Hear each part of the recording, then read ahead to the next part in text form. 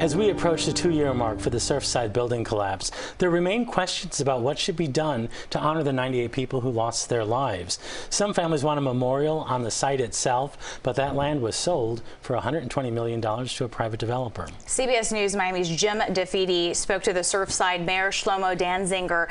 He met with the developer in Dubai last year. What are the latest plans as regards the city for the site itself? I know obviously there's a developer, but talk to me about what it is that you think will happen at the site in terms of whether or not there'll be some sort of memorial there in addition to the development. Where does it stand right now? So the site itself was sold, quite a little while ago. That became private property and is owned by the company Damak out of Dubai. But the city has always dedicated 88th Street. The commission prior made a resolution dedicating 88th Street, which is the street right in front of the building entrance, as it was, towards the memorial. So you don't envision any of the current land where the Champlain Towers was, none of that land will be included in part of any sort of memorial or park or remembrance? No, so the land itself is private property. I did attempt to get some square footage from the developer in return for having a conversation about allowing buildable area to the south.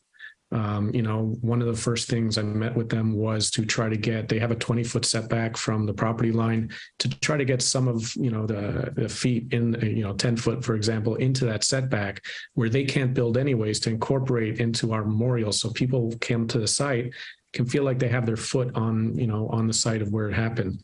Many of the family members that we were in contact with who were on the committees were adamant that they wanted to be on the property, in the middle of the property, or not at all.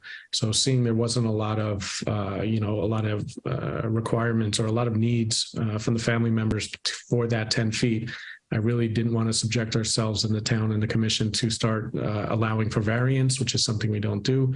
So we have since, ceased that conversation.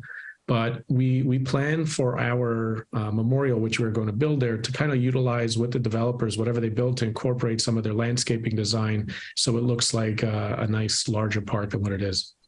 But again, I want to be clear. So the developer says they will not provide any of the land that they now own from where the Champlain Towers was. The developer will not provide any of that land, no matter what small a percentage, to the city's efforts to try to build some sort of memorial there. Is that correct?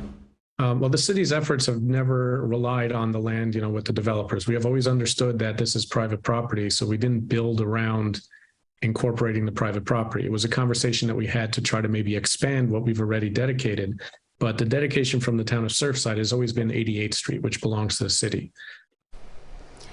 You can see the rest of the interview this Sunday at 11:30 a.m. on Facing South Florida.